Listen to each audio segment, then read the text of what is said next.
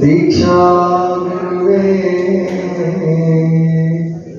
शिक्षा गुरुवे रक्षा गुरुवे सर्वागमोक्त कला गुरुवे शिवयोग धर्मार्थ भोग गुरुवे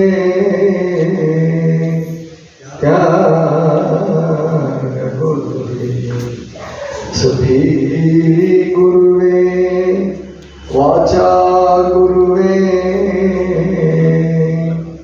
भवरोग शरणादे बसवमा गुरु हिमजे विश्वगुरु ಮಹಾಮಾನವತ್ವವಾಗಿ ಬಸವಣ್ಣನವರನ್ನು ಹೃದಯ ಮಂದಿರದಲ್ಲಿ ಸ್ಮರಿಸುತ್ತಾ ಮಹಾಮಹಿಮರು ಬಯಲುಕಾಯಿ ಸಿದ್ಧರು ಶೂನ್ಯಪೀಠಾಧ್ಯಕ್ಷರಾದಂತಹ ಅಲ್ಲಮ ಪ್ರಭುದೇವರನ್ನು ಚಿನ್ಮಯ ಜ್ಞಾನಿ ಶಿವಸ್ಥಲ ಚಕ್ರವರ್ತಿ ಚನ್ನಬಸವಣ್ಣನವರನ್ನು ಹೃದಯ ಮಂದಿರದಲ್ಲಿ ಸ್ಮರಿಸಿ ಇವತ್ತಿನ ಕಾರ್ಯಕ್ರಮದ ಸಮ್ಮುಖವನ್ನು ವಹಿಸಿರುವಂತಹ ಪೂಜ್ಯ ಮಾತೆ ಓಂಕಾರೇಶ್ವರಿ ಅವರೇ, ಅತಿಥಿ ಸ್ಥಾನವನ್ನು ವಹಿಸಿ ಬಹಳ ಚೆನ್ನಾಗಿ ಉಪನ್ಯಾಸವನ್ನು ನೀಡಿರುವಂತಹ ಬಸವಕಿರಣ ಶರಣರೇ ಮತ್ತು ಅತಿಥಿ ಸ್ಥಾನವನ್ನು ವಹಿಸಿ ತಮ್ಮ ವಿಚಾರಗಳನ್ನು ಹಂಚಿಕೊಂಡು ಜೊತೆಗೆ ಬಸವ ತತ್ವದ ಮಾರ್ಗದಲ್ಲಿ ಬಹಳ ಚೆನ್ನಾಗಿ ಬದುಕ್ತಾ ಇರುವಂತಹ ಕುಮಾರ್ ತೇಲಿ ಅವರೇ ಹಾಗೂ ಅವರ ಶ್ರೀಮತಿ ಅವರಂಥ ಸುಜಾತಕ್ಕ ಅವರೇ ಮತ್ತು 50ನೇ ವರ್ಷದ ಮದುವೆಯಾದ 50ನೇ ವರ್ಷದ ವಾರ್ಷಿಕೋತ್ಸವವನ್ನು ಆಚರಿಸಿಕೊಂಡಿರುವಂತಹ ನಿವೃತ್ತ ಸೈನಿಕರು ಹೌದು, ಮಾಜಿ ಸೈನಿಕರು ರುದ್ರಪ್ಪ ಮುನ್ನವಳ್ಳಿಯವರೇ ಮತ್ತು ನೀಲಮ್ಮ ತಾಯಿಯವರೇ ಹಾಗೂ 36ನೇ ವಾರ್ಷಿಕೋತ್ಸವವನ್ನು ಆಚರಿಸಿಕೊಂಡಿರುವಂತಹ ಶಿವಯೋಗಿ ಹಲ್ಲಾಪುರ ಅವರೇ ಮತ್ತು ಸಾವಿತ್ರಕ್ಕ ಅವರೇ, ಆಮೇಲೆ ಇವತ್ತು ವೇದಿಕೆ ಮೇಲೆ ಉಪಸ್ಥಿತಿರ್ತಕ್ಕಂತಹ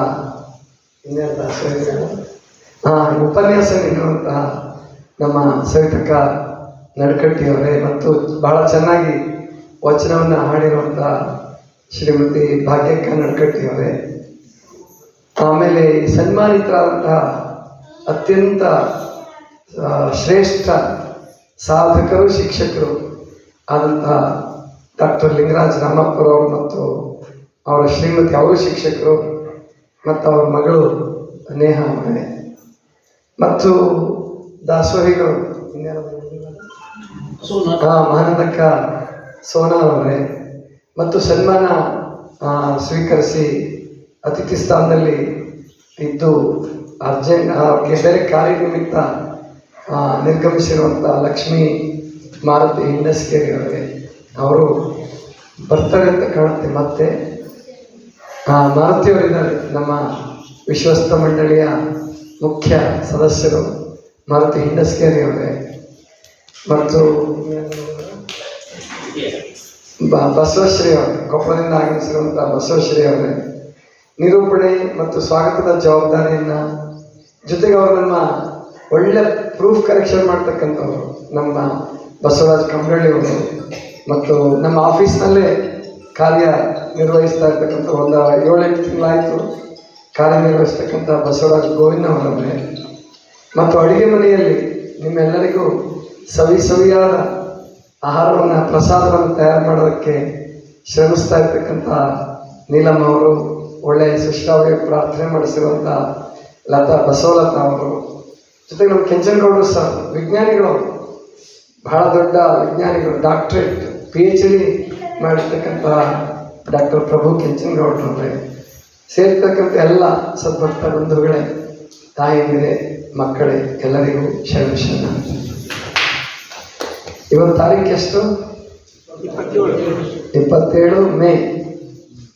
ಅಂದರೆ ಇದು ನನ್ನ ಜೀವನದಲ್ಲಿ ಒಂದು ವಿಶೇಷವಾದ ದಿವಸ. ಇವತ್ತು 27ನೇ ತಾರೀಕು ಮೇ ತಿಂಗಳು 32 ವರ್ಷಗಳ ಹಿಂದೆ ಕೂಡಲ ಸಂಗಮಕ್ಕೆ ಬಂದಿದ್ದು ಇದೇ ದಿವಸ. ಅದು ಯೋಗ ಒದಗಿ ಬಂದಿದೆ. ಅವತ್ತು ಗುರುವಾರ ಇತ್ತು, ಇವತ್ತು ಮಂಗಳವಾರ ಇದೆ. ಬುಧವಾರ ರಾತ್ರಿ ಆವಾಗ ಬೆಂಗಳೂರು ಕೂಡಲ ಸಂಗಮ ಬಸ್ ಇತ್ತು, ಇವಾಗಿಲ್ಲ, ಇಲ್ಲ ಅನ್ಸುತ್ತೆ, ಗೊತ್ತಿಲ್ಲ ನನಗೆ. ಆವಾಗ ಬೆಂಗಳೂರಿಂದ ನೇರವಾಗಿ ಕೂಡಲ ಸಂಗಮಕ್ಕೆ ಬಸ್ ಇತ್ತು. ಬುಧವಾರ ರಾತ್ರಿ ಕೂಡಲ ಸಂಗಮಕ್ಕೆ ಬಸ್ ಹತ್ತದೆ. ಗುರುವಾರ ಬೆಳಗ್ಗೆ ಅದು ಇಳ್ಕಲ್ ಕೆಟ್ಟು ಹೋಯಿತು, ಬಸ್ ಹೋಗಲ್ಲ ಕೂಡಲ ಸಂಗಮಕ್ಕೆ ಅಂದರು.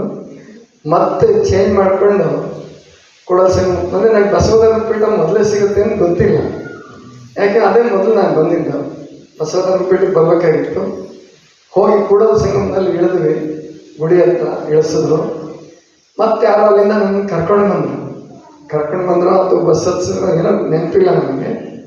ಒಟ್ಟು ಬಸವಧರ್ಮ ಪೀಠಕ್ಕೆ ಬಂದೆ. ಅದು 27ನೇ ತಾರೀಕು ಮೇ ತಿಂಗಳು. ಇಲ್ಲಿಗೆ ಕರೆಕ್ಟಾಗಿ 32 ವರ್ಷ ಮುಗಿದು 33ನೇ ವರ್ಷಕ್ಕೆ ಇವತ್ತು ಕಾಲಿರಿಸಿದೆ. ಆವತ್ತು ನಾನು 27ನೇ ತಾರೀಕು ಕೂಡಲ ಸಂಗಮಕ್ಕೆ ಬಂದಾಗ ನನಗೆ 22.5 ವರ್ಷ ಇರ್ಬೋದು, 22 ವರ್ಷ. ಅವತ್ತು ಈ ಥರ ಒಂದು ಮಹಾಮನೆ ಕಟ್ಬೋದು, ಈ ಥರ 182 ಶಿವಾನುಭವ ಗೋಷ್ಠಿಗಳು ನಡೆಸ್ತೀನಿ ಅಥವಾ ನನಗೂ ಜಂಗಮ ದೀಕ್ಷೆ ಸಿಗ್ಬೋದು ಅಂತ ಹೇಳಿ ಕನಸಲ್ಲೂ ಕೂಡ ಕಾಣಕ್ಕೆ ಸಾಧ್ಯ ಇರಲಿಲ್ಲ. ಯಾಕಂದರೆ ನನಗೆ ಜಂಗಮ ದೀಕ್ಷೆ ಅಂದರೆ ಏನು ಅಂತಲೇ ಗೊತ್ತಿರಲಿಲ್ಲ. 1.5 ತಿಂಗಳು ಲಿಂಗಾನಂದಪ್ಪ ಅವ್ರ ಪ್ರವಚನ ಕೇಳಿದ್ ಬಿಟ್ಟರೆ ಬಸವಣ್ಣವ್ರದ್ದು ಇತಿಹಾಸದಲ್ಲಿ ಒಂದು ಸ್ವಲ್ಪ ಓದಿದ್ವಿ. ಚಿಕ್ಕ ಹುಡುಗರಿಂದ ಕೇಳ್ತಾ ಇದ್ವಿ, ಬಸವನ ಹಬ್ಬ ಅಂದರೆ ಈಗಾಗಲೇ ನಮ್ಮ ಕುಮಾರಣ್ಣವರು ಹೇಳ್ದಂಗೆ ಅದು ಎತ್ತುಗಳನ್ನ ಓಡಿಸೋದು, ಎತ್ತುಗಳನ್ನ ಶೃಂಗಾರ ಮಾಡಿ ಊರ ಮುಂದೆ ಕರ್ಕೊಂಡು ಬಂದು ಎಲ್ಲ ಮೆರೆಸೋದು. ನಮ್ಮ ಕಡೆ ಬಸವನ ಓಡಿಸೋದು ಅಂತಲೇ ಅಂತಿದ್ರು, ಮೆರೆಸೋದು ಅಂತಲೂ ಅಂತಿರಲಿಲ್ಲ. ಈ ಕಡೆ ಮೆರೆಸೋದು ಅಂತಾರೆ, ಆ ಕಡೆ ಬಸವನ ಓಡಿಸೋದು, ಬಸವನ ಎತ್ತು ಓಡಿಸೋದು. ಆದರೆ ಕೇವಲ 32 ವರ್ಷಗಳ ಹಿಂದೆ ಇದ್ದ ಸ್ಥಿತಿ ಇವತ್ತಿಲ್ಲ.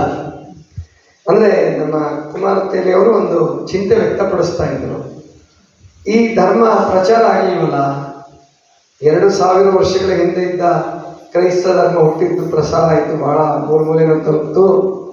ಆಮೇಲೆ 1200 ವರ್ಷಗಳ ಹಿಂದೆ ಹುಟ್ಟಿದಂಥ ಮಹಮ್ಮದ್ ಪೈಗಂಬರ್ ಧರ್ಮ ಮೂಲೆ ತಲುಪಿತು. ನಮ್ಮ ಧರ್ಮ ನಾವಿನ್ನೂ ಕರ್ನಾಟಕದಲ್ಲೇ ಉಳಿಸ್ಕೊಂಡಿರೋಲ್ಲ. ಇನ್ನೊಂದು ನಿಮಗೆ ಲಕ್ಷ್ಯದಲ್ಲಿ ಕುಮಾರಣ್ಣವರೇ, ಸುಮಾರು 2500 ವರ್ಷಗಳ ಹಿಂದೆ ಇದ್ದಂಥ ಜೈನ ಧರ್ಮ ಭಾರತವನ್ನು ಬಿಟ್ಟು ಆಚೆ ಹೋಗಿಲ್ಲ, ಅದು ಗೊತ್ತಿರಲಿ ನಿಮಗೆ. ಅದಕ್ಕೆ ಲಿಂಗಾಯತ ಧರ್ಮ ಆಚೆ ಹೋಗಿಲ್ವಲ್ಲ ಅಂತ ಯಾರು ಚಿಂತೆ ವ್ಯಕ್ತಪಡಿಸಬೇಡಿ. ಆಚೆ ಹೋಗೋ ಅಗತ್ಯವೂ ಇಲ್ಲ. ಯಾಕೆ ಅಂದರೆ ಮಹಮ್ಮದೀಯ ಧರ್ಮ ಮತ್ತು ಕ್ರೈಸ್ತ ಧರ್ಮದ ಸ್ಟ್ರಕ್ಚರೇ ಬೇರೆ, ಅವರ ಆಚಾರ ವಿಚಾರಗಳೇ ಬೇರೆ, ಅವರು ಹುಟ್ಟಿದ ಪರಿಸ್ಥಿತಿಗಳೇ ಬೇರೆ. ಲಿಂಗಾಯತ ಧರ್ಮ ಹುಟ್ಟಿದ ಪರಿಸ್ಥಿತಿನೇ ಬೇರೆ, ಇದರ ಆಚಾರ ವಿಚಾರಗಳೇ ಬೇರೆ. ನೀವು ಅಂದರೆ ಲಿಂಗಾಯತ ಧರ್ಮದಲ್ಲೂ ಒಂದು ವೇಳೆ ಮಾಂಸಾಹಾರಕ್ಕೆ ಒಪ್ಪಿಗೆ ಇದ್ದಿದ್ರೆ, ಮಾಂಸಾಹಾರ ಮಾಡ್ತಿದ್ರೆ ಇದು ಮೂಲೆ ತಲುಪ್ತಿತ್ತು, ಎಲ್ಲರೂ ಬಂದು ಇದನ್ನು ಸ್ವೀಕರಿಸ್ತಿದ್ರು, ಗೊತ್ತಿಲ್ಲ. ಆಮೇಲೆ ಅಂದಾಕ್ಷರಕ್ಕೆ ಕ್ರೈಸ್ತರು ಮತ್ತು ಮುಸಲ್ಮಾನರು ಅಲ್ಲಿ ಅವ್ರಿಗೆ ಅನಿವಾರ್ಯತೆ ಇತ್ತು, ಅವ್ರಿಗೆ ಬದುಕೋದಕ್ಕೆ ಹೊಸ ಜಾಗ ಹುಡುಕ್ಲೇಬೇಕಾಗಿತ್ತು. ಕೊಲಂಬಸ್ ಅವನು ಏನು ಮೊಟ್ಟ ಮೊದಲಿಗೆ ಸಂಶೋಧನೆ ಶುರು ಮಾಡಿದ್ನೋ, ಅಂದರೆ ಸಮುದ್ರದಲ್ಲಿ ಹಡಗು ಕಟ್ಕೊಂಡು ಇಸಾಬೆಲ್ಲಾ ಅಂತೇಳಿ ರಾಣಿ, ಆಕೆ ಒಪ್ಪಿಗೆ ತಗೊಂಡು ಆಕೆಯಿಂದ ಸಹಾಯ ತಗೊಂಡು ಕೊಲಂಬಸ್ ಹಡಗು ಕಟ್ಕೊಂಡು ಶುರು ಮಾಡ್ತಾನೆ. ಆವತ್ತು ಯಾವುದೇ ದಿಕ್ಸೂಚಿಗಳು ಇರಲಿಲ್ಲ, ದಿಕ್ಸೂಚಿ ಕಂಡಿಡಿರಲಿಲ್ಲ. ಇನ್ನು ಮ್ಯಾರಿನಸ್ ಕಂಪಾಸ್ ಅಂತ ಏನು ದಿಕ್ಸೂಚಿ ಉತ್ತರ ದಕ್ಷಿಣ ತೋರಿಸ್ತದಲ್ಲ, ಆ ಪರಿಕಲ್ಪನೆ ಇರಲಿಲ್ಲ. ಏನೂ ಗೊತ್ತಿಲ್ಲ ಅವನಿಗೆ, ಸುಮ್ಮನೆ ಹೋಗುವ ಸಾಮಾನ್ಯ ಯುವಕ ಅವನು, ಭಾಳ ದೊಡ್ಡ ವಿದ್ಯಾವಂತನೂ ಅಲ್ಲ ಕೊಲಂಬಸ್. ಸುಮ್ಮನೆ ಹುಡುಗರು ಆಟ ಆಡ್ಕೊಂಡು ಇರ್ತಾವಲ್ಲ ಹಂಗೆ. ಆದರೆ ಪಾಶ್ಚಿಮಾತ್ಯರಲ್ಲಿ, ಅದರಲ್ಲಿ ವಿಶೇಷವಾಗಿ ಯುರೋಪಿಯನ್ಸಲ್ಲಿ ಒಂದು ಅದ್ಭುತವಾದಂಥ ಸಾಹಸ ಪ್ರವೃತ್ತಿ ಇತ್ತು. ಅವತ್ತು ಪ್ರಾಯಶಃ ಕೊಲಂಬಸ್ ಹೊರಟಾಗ ಇನ್ನು ನ್ಯೂ ಟೆಸ್ಟಮೆಂಟು ಬಂದಿರಲಿಲ್ಲ ಬೈಬಲಲ್ಲಿ, ಗೊತ್ತಿರಲಿಲ್ಲ ನಿಮಗೆ. ಬೈಬಲಲ್ಲಿ 2 ಪ್ರಕಾರ ಇರುತ್ತೆ, ಓಲ್ಡ್ ಟೆಸ್ಟಮೆಂಟು, ನ್ಯೂ ಟೆಸ್ಟಮೆಂಟ್ ಇದೆ.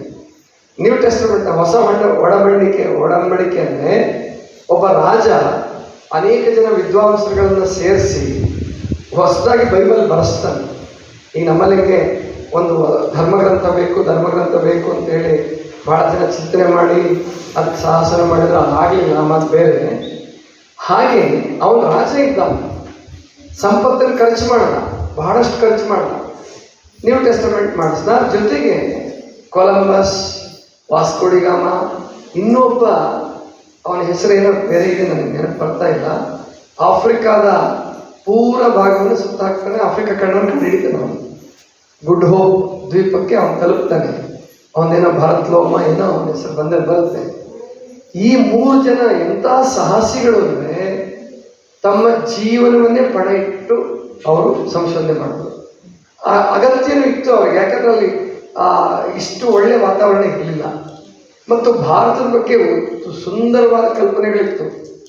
ಭಾರತ ಅಂದರೆ ಸ್ವರ್ಗ, ಪ್ಯಾರಡೈಸ್ ಆನ್ ದಿ ಅರ್ತ್ ಅಂತ ಕೇಳಿದ್ರು ಅವರು. ಅದಕ್ಕೆ ಭಾರತಕ್ಕೆ ಮಾರ್ಗ ಕಂಡುಹಿಡಿಬೇಕು ಅಂತ ಕೊಲಂಬಸ್ ಹೋಗಿದ್ದು. ಅದಕ್ಕೆ ಈಗಲೂ ನೀವು ಅಮೇರಿಕಾದಲ್ಲಿ ಒಂದು ಪ್ರದೇಶ ಇದೆ, ಅದಕ್ಕೆ ಹೆಸರೇನಿದೆ ಗೊತ್ತಾ?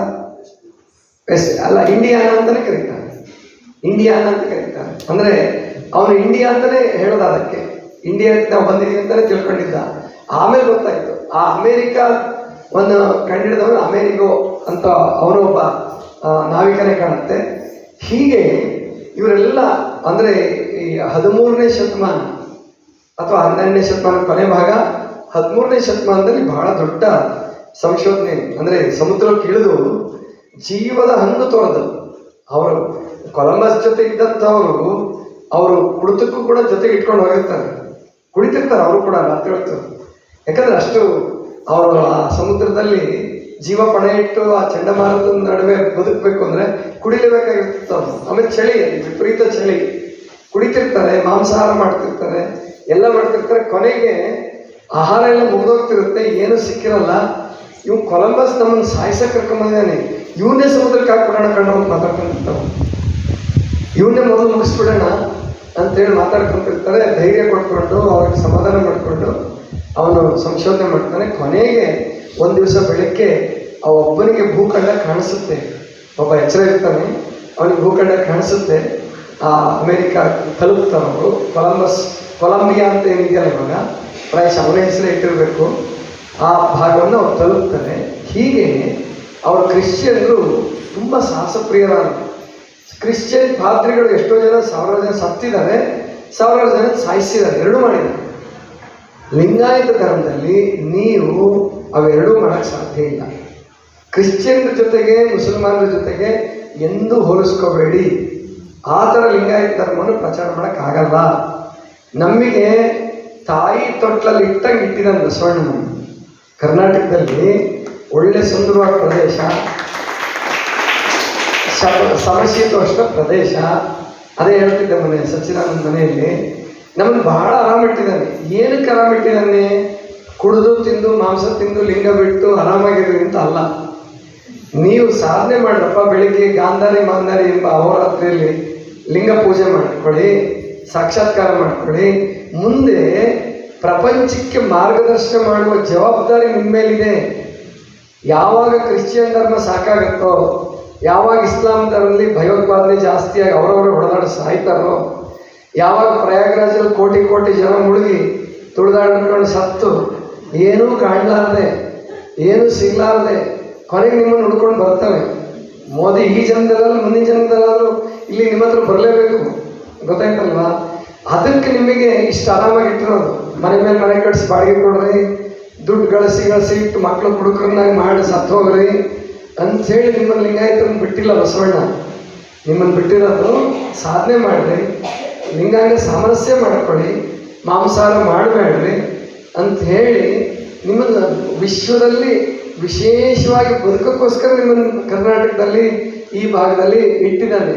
ಅದನ್ನು ಎಲ್ಲರೂ ಜವಾಬ್ದಾರಿ ಅರ್ಥಕೊಂಡು ನಾವು ಸಾಧನೆ ಮಾಡೋಣ, ಜೊತೆಗೆ ಆರೋಗ್ಯ ಚೆನ್ನಾಗಿ ಇಟ್ಕೊಳ್ಳೋಣ. ಇನ್ಸುಲಿನ್ ಚುಚ್ಕೊಂಡು ಒದ್ದಾಡ್ಕೊಂಡು ಸಾಯಿ ಅಂತಂದು ನಮ್ಮನ್ನು ಬಿಟ್ಟಿಲ್ಲ. ನಾವು ಆರೋಗ್ಯದ ಕಡೆ ಗಮನ ಕೊಡಲೇಬೇಕು ಲಿಂಗಾಯತರು. ಯಾಕಂದರೆ ಇನ್ಸುಲಿನ್ ಚುಚ್ಕೊಂಡು ಸತ್ತರೆ ಮುಂದೆ ಹುಟ್ಟಿದ ಮಕ್ಕಳಿಗೆ ಶುಗರ್ ಬರ್ತೀವಿ ಅಂತೀವಲ್ಲ, ಹುಡ್ತಾನೆ ಶುಗರ್ ಬರ್ತಾ ಇದೆ. ಓಕೆ, ತಾಯಿ ಹಾಲು ಕೊಡಬೇಕಾದ್ರೂ ಇನ್ಸುಲಿನ್ ಕೊಟ್ಟು ತಾಯಿ ಹಾಲು ಕೊಡ್ತಿದ್ದಾರೆ. ನಮ್ಮಲ್ಲಿ ಸವಿತಕ್ಕಂಗೆ ಗೊತ್ತು, ಅವರು ಯಾರಂತ ಈಗ ಹೇಳೋದು ಬೇಡ, 5 ತಿಂಗಳು ಮಗುಗೆ ಶುಗರ್ ಬಂದಿದೆ ಅವ್ನ ಮನೇಲಿ ಧಾರವಾಡದಲ್ಲಿ. ಈಗ ಅವಳು ದೊಡ್ಡವಳಾಗಿದ್ದಾಳೆ, ಹೆಣ್ಮಗು. 5 ತಿಂಗಳು ಮಗುಗೆ ಅವಾಗಿಂದ ಇನ್ಸುಲಿನ್ ಕೊಡ್ತಿದ್ದಾರೆ, 5 ತಿಂಗಳು ಮಗು ಇದ್ದಾಗಿಂದ. ಮತ್ತು ಈ ಜನ್ಮದಲ್ಲ, ಅದು ಜನ್ಮ ಅಂತ ಇದೆ. ಈ ಜನ್ಮದಲ್ಲಿ ಏನು ಗಳಿಸಿರ್ತೀವೋ ನಾವು ಮುಂದಿನ ಜನ್ಮ ತಗೊಂಡು ಹೋಗಲೇಬೇಕು. ನೀವು ಜನ್ಮ ಇಲ್ಲ ಅಂದ ಕ್ಷಣಕ್ಕೆ ಸಿದ್ದಣ್ಣನಗೋಟಿಯವರ ಹೇಳಲಿ, ಮತ್ತೊಬ್ಬರು ಹೇಳಲಿ, ಇನ್ನು ಮುಂದಿನ ಜನ್ಮದಾಗ ಹುಟ್ಟಲ್ಲ, ಇದೇ ಕೊನೆ ಜನ್ಮ ಅಂತ ಯಾರು ಹೇಳಿದ್ರು ಅದು ಬಿಡಲ್ಲ. ನೀವು ಹುಟ್ಟು ಬರಲೇಬೇಕು. ಅದಕ್ಕೆ ಗಟ್ಟಿಮುಟ್ಟಾಗಿ ICUನಲ್ಲಿ ಸಾಯಬೇಡಿ. ಚುಚ್ಚಿಸ್ಕೊಂಡು ಕೊರೆಸ್ಕೊಂಡು ಇಲ್ಲೊಂದು ಪೈಪು ಹಾಕಿಸ್ಕೊಂಡು ಸಾಯಬೇಡ್ರಿ. ಗೊತ್ತಾಯ್ತಲ್ವ? ಅದಕ್ಕೆ ಆರೋಗ್ಯನ ಚೆನ್ನಾಗಿ ಕಾಪಾಡ್ಕೊಳ್ಳಿ. ಅದಕ್ಕೆ ಮುಂದೆ ಬಹಳ ದೊಡ್ಡ ಜವಾಬ್ದಾರಿ ಇದೆ ಲಿಂಗಾಯತರ ಮೇಲೆ, ಬಹಳ ದೊಡ್ಡ ಜವಾಬ್ದಾರಿ ಇದೆ ಕರ್ನಾಟಕದ ಮೇಲೆ. ಇಡೀ ಕರ್ನಾಟಕ ಅದು ಪ್ರಾಯಶಃ ಬೇಂದ್ರೆಯವರು ಸುಮ್ಮನೆ ಹೇಳಿಲ್ಲ, ಒಂದೇ ಕರ್ನಾಟಕ ಒಂದೇ, ವಿಶ್ವದ ಏಳಿಗೆ ಆಗುವುದಿದೆ ಕರ್ನಾಟಕದಿಂದೇ. ಇದನ್ನು ಯಾರು ಹೇಳಿದಾರೆ ಗೊತ್ತೇನು? ಹೇಳಿದ್ರು, ಬಸವಭಕ್ತರು ಅಲ್ಲ. ಗೊತ್ತಾಯ್ತಲ್ಲ? ಅವರು ಸುಮ್ಮನೆ ಪ್ರಾಸ್ಪದವಾಗಿ ಹೇಳಿದ್ದಾರೆ, ಅದು ಸತ್ಯನೂ ಇದೆ. ಅದು ಗೊತ್ತಾಯ್ತಲ್ವಾ? ಮುಂದೆ ಪ್ರಯಾಗರಾಜದವರು ನಿಮ್ಮ ಹತ್ರನೇ ಬರಬೇಕು. ಆಮೇಲಿಂದ ಆ ಕಡೆಯವರು ಜೆರುಸಲೇಮ್ನಲ್ಲಿ ಇಸ್ರೇಲ್ನವರೆಲ್ಲ ಹೊಡೆದಾಡ್ತಿದಾರಲ್ಲ, ಅವರು ಬದುಕಿದವರು ಇಲ್ಲಿಗೆ ಬರಬೇಕು. ಲಿಂಗ ಬಗ್ಗೆ ತಿಳ್ಕೊಬೇಕು. ಎಷ್ಟು ದಿವಸ ಮಾಂಸ ತಿಂತಾರೆ? ಮುಂದೊಂದು ಕಾಲ ಬರುತ್ತೆ ಯಾವ ಪ್ರಾಣಿಗಳು ಇರೋದಿಲ್ಲ ತಿನ್ನಕ್ಕೆ, ಮನುಷ್ಯರು ತಿನ್ಬೇಕಾಗುತ್ತೆ. ಗೊತ್ತಾಯ್ತಾ? ಎಲ್ಲರೂ ಮಾಂಸಾಹಾರಿಗಳೇ. ಆದರೆ ನಿಮ್ಮ ಮಕ್ಕಳು ಮಾಂಸ ತಿನ್ನಕ್ಕೆ ಶುರು ಮಾಡಿದ್ರೆ ಏನು ಮಾಡ್ಬೇಕು? ಎಲ್ಲಿ ತರಬೇಕು? ಒಂದು ಸಸ್ಯನ ನೀವು 3 ತಿಂಗಳಲ್ಲಿ ಬೆಳೆದ್ಬಿಡ್ಬೋದು. ಗೋವಿನ ಜೋಳನ 2 ತಿಂಗಳಲ್ಲಿ 2.5 ತಿಂಗಳಲ್ಲಿ ಕಾರ್ನ್ ಬೆಳಿಬೋದು. ಸ್ವೀಟ್ ಕಾರ್ನ್ 2 ತಿಂಗಳಿಗೆ ಬಂದ್ಬಿಡುತ್ತೆ. ಅದೇ ಒಂದು ಹಂದಿ ಬೆಳಿಬೇಕಾದ್ರೆ, ತಿನ್ನೋ ಮಟ್ಟಕ್ಕೆ ಬರಬೇಕಾದ್ರೆ, ಒಂದು ಹೋತ ಕುರಿ ತಿನ್ನೋ ಮಟ್ಟಕ್ಕೆ ಬರಬೇಕಾದ್ರೆ ಎಷ್ಟು ಖರ್ಚು ಮಾಡಬೇಕು, ಎಷ್ಟು ಕಷ್ಟಪಡಬೇಕು, ಆಮೇಲೆ ಅದಕ್ಕೆ ಎಷ್ಟು ನೀರು ಬೇಕು. ಅದಕ್ಕೆ ಮಾಂಸಾಹಾರ ಮಾಡಂಗಿಲ್ಲ ಲಿಂಗಾಯತ ಧರ್ಮದಲ್ಲಿ. ಕೊಲ್ಲೆನಯ್ಯ ಪ್ರಾಣಿಗಳ ಮೆಲ್ಲೆನಯ್ಯ ಬಾಯಿಚೆಗೆ, ಒಲ್ಲೆನಯ್ಯ ಪರಸತ್ಯದ ಸಂಗಮ, ಬಲ್ಲೆನಯ್ಯ ಮುಂದೆ ಕೇಳುಂಟೆಂಬುದ ಅಂತ ಬಸವಣ್ಣವ್ರು ಹೇಳಿದ್ದಾರೆ. ಅದಕ್ಕೆ ನಾವು ಯಾರ ಜೊತೆಗೂ ಹೋಲಿಸ್ಕೊಳ್ಳೋದು ಬೇಡ, ಸಿಖ್ರ ಜೊತೆಗೂ ಹೋಲಿಸ್ಕೋಬೇಡಿ. ಸಿಖ್ರ ಥರ ನೀವು ಬದುಕೋಕ್ಕಾಗಲ್ಲ. ಸಿಖ್ರ ಥರ ಬದುಕ್ತೀರಾ? ಅವ್ರು ಕೊಲ್ಲಕ್ಕೂ ರೆಡಿ, ಸಾಯಕ್ಕೂ ರೆಡಿ. ನೀವು ರೆಡಿ ಇದ್ದೀರೇನ್ರಿ? ಒಂಚೂರಿಗೆ ಏನಾದ್ರು ಒಂದು ಗರ್ಜನೆ ಓಡೋಗ್ಬಿಡ್ತೀರಪ್ಪ. ಗೊತ್ತಾಯ್ತಾ? ಯಾವಾಗಲೂ ಅವರು ಖಡ್ಗ ಕೈಯಲ್ಲಿ ಹಿಡ್ಕೊಂಡು ಓಡಾಡ್ತಿರ್ತಾರೆ ಸಿಖ್ರು. ನಿಮ್ಗೆ ಹಂಗೆ ಮಾಡಕ್ಕೆ ಬರ್ತದಾ? ನೀವು ಎಷ್ಟು ಶಾಣ್ಯರಿದ್ದೀರ ಅಂದ್ರೆ ಲಿಂಗಾಯತರು. ಮುಸಲ್ಮಾನರ ಜೊತೆ ನಾವು ಮುಸಲ್ಮಾನರು ಆಗಬಾರ್ದು, ಮುಸಲ್ಮಾನರ ಜೊತೆ ಯುದ್ಧನೂ ಬೇಡ ಅಂತೇಳಿ ಗುಂಡುಗಳಿಗೆ ಮೇಲಿಂದ ಮಸೀದಿ ಥರ ಮಾಡಿಕೊಂಡು ನೋಡ್ರಲ್ಲೇ ನಾವು ಇಲ್ಲೇ ಅಲ್ಲಾನ ಪೂಜೆ ಮಾಡ್ತಿದ್ದೀವಿ ಅಂಥೇಳಿ ಭಾಳ ನೈಸಾಗಿ ನಾವು ಲಿಂಗಾಯತ ಧರ್ಮ ಉಳಿಸ್ಕೊಂಡಿರೋ ನಮ್ಮ ಹಿರಿಯರು. ಆದ್ದರಿಂದ ವಿಜಯನಗರ ಕಟ್ಟಿದವರು ಲಿಂಗಾಯತರು. ಗೊತ್ತಾಯ್ತು? ಕ್ರಿಯಾಶಕ್ತಿ ಪಂಡಿತರು ವಿದ್ಯಾರಣ್ಯರಲ್ಲ. ವಿಜಯನಗರ ಅದು ಸುಳ್ಳು ಇತಿಹಾಸ ಬರೆದಿದ್ದಾರೆ. ಹಕ್ಕಬುಕ್ಕರಿಗೆ ಪ್ರೇರಣೆ ಆದವರು ಕ್ರಿಯಾಶಕ್ತಿ ಪಂಡಿತರು, ಅವರು ಲಿಂಗಾಯತರು, ಬ್ರಾಹ್ಮಣರಲ್ಲ. ಗೊತ್ತಾಯ್ತಲ್ವಾ? ಈ ಸತ್ಯ ಗೊತ್ತಿರಲಿ ನಿಮಗೆ. ಸಂಶೋಧಕರು ಬ್ರಾಹ್ಮಣರೇ ಇದ್ದರು, ಹಂಗಾಗಿ ಒಂದು ಹೊಸ ಹೆಸರು ಕೊಟ್ಟರು, ಬರೆದರು. ಅದನ್ನು ನೀವೆಲ್ಲ ನಂಬ್ಕೊಂಡ್ರಿ. ಚನ್ನಬಸವಣ್ಣ ಬರೆದಿದ್ದು ಕಲ್ಯಾಣದ ಶಾಸನ ನಿಮಗೆ ಕಲಬುರಗಿಯವರಿಗೆ ಅನುಮಾನ, ಇದು ಪ್ರಕ್ಷಿಪ್ತ ಇರ್ಬೋದಾ? ಇಷ್ಟೊಂದೇನು ಮಾಮನೆ ಇದ್ದು, 770 ಮಾಮನೆ ಇದ್ದು ಆ ಕಲ್ಯಾಣದಲ್ಲಿ. ಅದೇ ಅಬ್ದುಲ್ ರಜಾಕ್ ಬರೆದಿದ್ದು ಮುತ್ತು ರತ್ನಗಳನ್ನು ಬಳ್ಳಗಳಲ್ಲಿ ಅಳೆದ ಮಾರುತ್ತಿದ್ದರು. ಸತ್ಯ. ನಮ್ಮಲ್ಲಿ ಕಲ್ಯಾಣದಲ್ಲಿ ನೀವು ಈ ಬಾಗಿಲಿಗೆ ಅಗಳಿ ಅಂತ ಹಾಕ್ತಿರಲ್ಲ, ಅಗಳಿ ಹಾಕ್ತಿರಲ್ಲ. ನಮ್ಮ ಬಾಗಿಲಿಗೆ ಕಲ್ಯಾಣದ ಎಂಥ ಅಗಳಿ ಆಗ್ತದೆ ಗೊತ್ತು? ವಜ್ರದ ಹಾರೆಯ ಕದಂಗ, ವಜ್ರದ ಹಾರೆಗಳು ಇರ್ತಿದ್ವು ಅಂತ ಅಗಳಿಗೆ. ಅಂಥದ್ದು ವಿಜಯನಗರಕ್ಕಿಂತ ಸಮೃದ್ಧವಾದ ಕಲ್ಯಾಣ ನಮ್ಮದು. ಗೊತ್ತಾಯ್ತಾ? ಆದ್ದರಿಂದ ಅದ್ರ ಬಗ್ಗೆ ಅರ್ಥ ಮಾಡ್ಕೊಳ್ಳಿ. ಇನ್ನೂ ವಚನಗಳನ್ನು ಓದ್ರಿ, ಅದನ್ನು ಅರ್ಥ ಮಾಡಿಕೊಂಡು ಅದಕ್ಕೆ ವಚನ ಹೃದಯ ಓದಬೇಕು ನೀವೆಲ್ಲರೂ. ಈಗ 1ನೇ ಮುದ್ರಣ ಮುಗಿದಿದೆ, 2ನೇ ಮುದ್ರಣ ಮಾಡಿಸ್ಬೇಕಾಗಿದೆ. 2ನೇ ಭಾಗ ಬರೆಯೋಕ್ಕೆ ಆಗ್ತಾ ಇಲ್ಲ ನನಗೆ, ಬರಿತೀನಿ. 3 ಭಾಗ ಆಗಲಿ, 4 ಭಾಗ ಆಗಲಿ, 5 ಭಾಗ ಆಗಲಿ ಬರಿತೀನಿ. ಅದನ್ನ ನನ್ನ ಜೀವನದ ಕನಸು. 250 52 ಜನ ಶರಣೆಯರದು, ಅಂದರೆ ಶರಣೆ ಸಂಕವೇ, ಸುಳ್ಳೆ ಸಂಕವ ಏನ್ಬೇಡ್ರಿ, ವೀಣಾ ಎಲೆಗಾರ ಅವರು ಹೇಳಿದಾರಲ್ಲ ಮೊನ್ನೆ ಒಂದ್ಸರಿ, ಅದಕ್ಕೆ ಶರಣೆ ಸಂಕವ್ವೆಯವರೆಗೆ ಪ್ರತಿಯೊಬ್ಬರದ್ದು ಬರಿತೀನಿ ನಾನು. 252 ಜನರದ್ದು ಬರದೆ ಸಾಯ್ತೀನಿ, ಅಲ್ಲಿವರೆಗೂ ಸಾಯಲ್ಲ, ಗೊತ್ತಾಗಿಲ್ಲ. ಅದಕ್ಕೆ ನೀವೆಲ್ಲ ಮುದ್ರಣ ಮಾಡ್ಸೋಕ್ಕೆ ತಯಾರಿದ್ರಿ. ಈಗ 2ನೇ ಮುದ್ರಣ ಮಾಡಿಸ್ಬೇಕಾಗಿದೆ. ಅದನ್ನು ಕೆಲವರೆಲ್ಲ ದಾಸೋಹಿಗಳು ಮಾಡ್ತೀವಿ ಅಂತ ಅಂದಿದ್ದಾರೆ. ಈಗ ನಮ್ಮ ಬಸವರಾಜಪ್ಪ ಅವರು ತಿದ್ದಿ ಇಟ್ಟಿದ್ದಾರೆ, ಪ್ರೂಫ್ ಕರೆಕ್ಷನ್ ಮಾಡಿ. ನಮ್ಮ 1ನೇ ಮುದ್ರಣದಲ್ಲಿ ಏನಾದ್ರು ದೋಷಗಳಿದ್ದರೂ ಕೂಡ ಅದನ್ನು ಸರಿಪಡಿಸಿ 2ನೇ ಮುದ್ರಣ ಮಾಡಿದ್ದೀವಿ. 1,500 ಗ್ರಂಥಗಳನ್ನು ಉಚಿತವಾಗಿ ಕೊಟ್ಟಿದ್ದೀವಿ. ಅಂದರೆ ದಾಸೋಹಿಗಳಿಗೆ, ನಮಗೆ ಮಹಾಮನೆ ಜೊತೆ ಇದ್ದವ್ರಿಗೆಲ್ರಿಗೂ, ಯಾರಿಗೂ ನಾವು ಹುಡುಕಾಡಿ ಪೋಸ್ಟಲ್ಲಿ ಕಳಿಸ್ಕೊಟ್ಟಿದ್ದೀವಿ. ಒಂದು 500 ಗ್ರಂಥ ಹಣ ಕೊಟ್ಟು, ಅದು 650 ರೂಪಾಯಿ ಇದ್ದು 350 ರೂಪಾಯಿ ಕೊಟ್ಟಿದ್ವಿ. ಮೊದಲಷ್ಟೇ ಒಂದು 100 ಗ್ರಂಥನ ನಾವು 650 ತೊಗೊಂಡಿರ್ಬೋದು ಅಷ್ಟೇ, ಬಿಡುಗಡೆ ವಸ್ತ್ರಲ್ಲಿ. ಅದು 500ಕ್ಕೆ 650ಕ್ಕೆ 500 ರೂಪಾಯಿ ತೊಗೊಳ್ತಾ ಇದ್ವಿ ಅವಾಗ.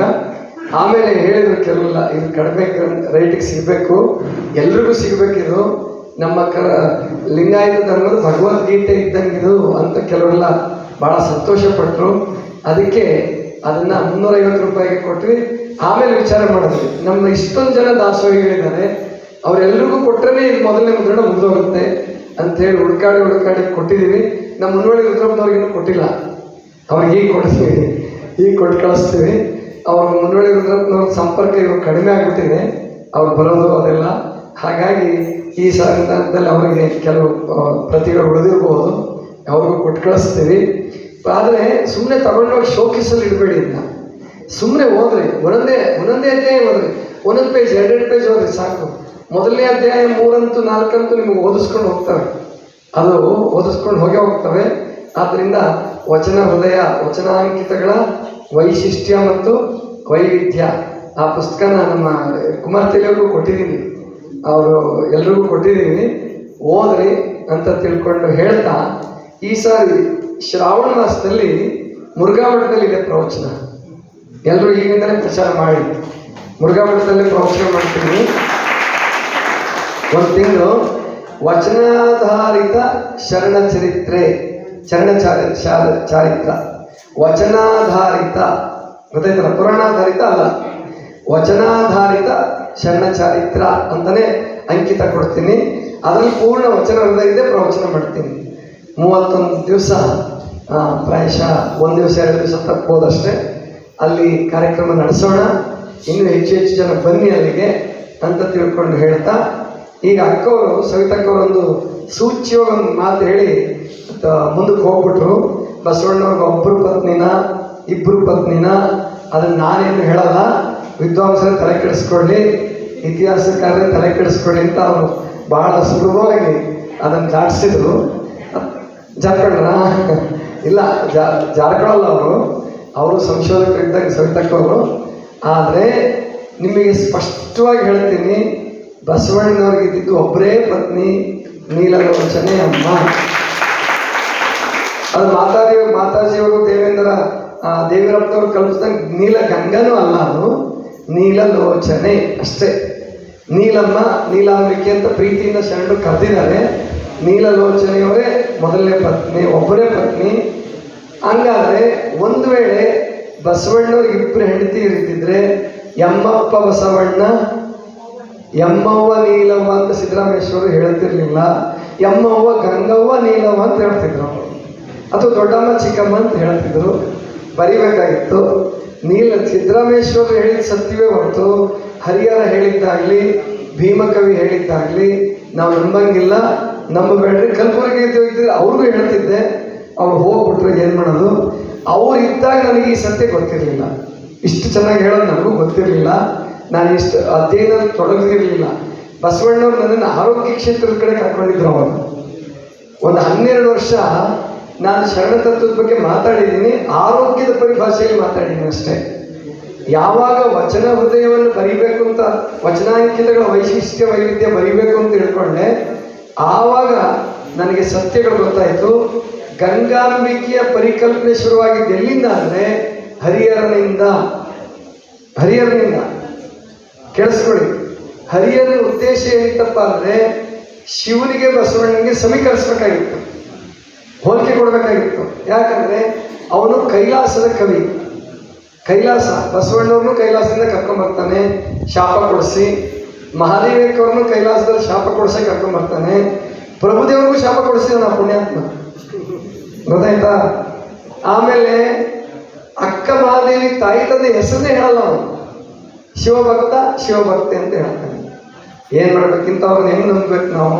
ಆದರೆ ಕಲಬುರಗಿ ಆರಾಧಿಸಿದ್ದು ಸಂಶೋಧಿಸಿದ್ದು ಹರಿಹರನ ಬೆನ್ನಿಡ್ಕೊಂಡೆ, ಹರಿಹರನ ಪ್ರಸಾದನೇ ಹೊರತು ವಚನಗಳು ಕಲಬುರಗಿ ಸರಿ ಕೆಲವು ಅರ್ಥನೇ ಆಗಿಲ್ವೇನೋ ಅನ್ನೋಷ್ಟರ ಮಟ್ಟಿಗೆ ಹರಿಹರನ ನಂಬ್ಕೊಂಡ್ಬಿಟ್ಟಿದ್ರು.